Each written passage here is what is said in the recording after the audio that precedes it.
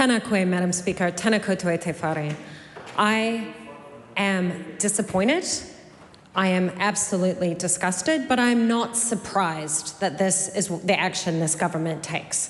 Now, the first person I want to mention in my speech is Christine Bartlett, who won New Zealander of the Year, who's been recognised for her outstanding contributions to our country, who took the first claim under the Equal Pay Act about the discriminatory pay that she and so many other people received as aged care workers.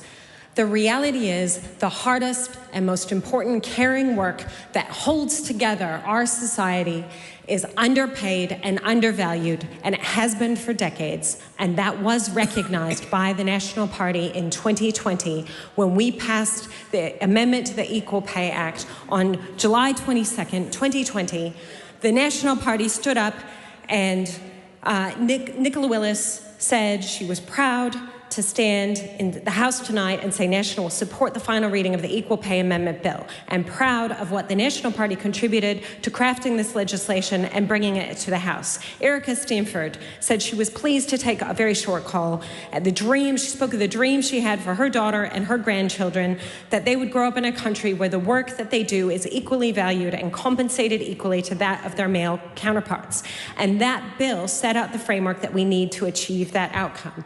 Now, I, as Minister for Women, oversaw this in conjunction with our Labour colleagues, but we had the support of the National Party, we had the support of Business New Zealand, the unions. There was a tripart working group that went through and developed the process, and the whole point of it was to make it easier for pay equity to be achieved. That means that people, whether they're male or female or gender diverse, working in historically dominated, female-dominated industries, whether they're teachers, midwives, nurses, admin and clerical workers, cleaners, aged care workers, care and support workers, they don't get paid enough, and it's because of gender-based discrimination.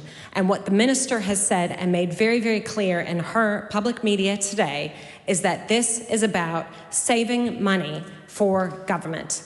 And who pays the price of that are essential workers who are predominantly female and who are struggling to make ends meet, going out there doing the hardest work that actually holds together society, all right? Like, the highest paid people in our society right now are not the ones doing the hardest work. Let's just be honest about that. We have a broken economic system that rewards people who go out and make money by ripping people off or by playing the stocks and the trading system, and not the people who actually look after our tamariki, who look after our aged people, who look after our disabled. And that's predominantly women, and they're predominantly employed by government because the work they do is for public good. And that needs to be recognized.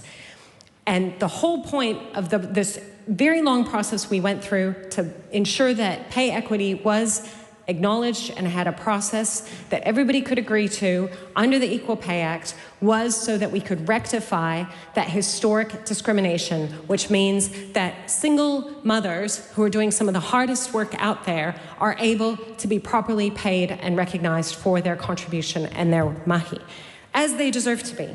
And there's so many women that I've heard from, or people just working in these sectors, for whom the pay equity cases have made a life-changing difference. It is the difference between being able to put food on the table, healthy kai. It's the difference that they might be able to save up a little extra and be able to have a proper holiday, for example, or be able to take some well-deserved time off, to be able to live in a warmer, drier house, which may have higher rent.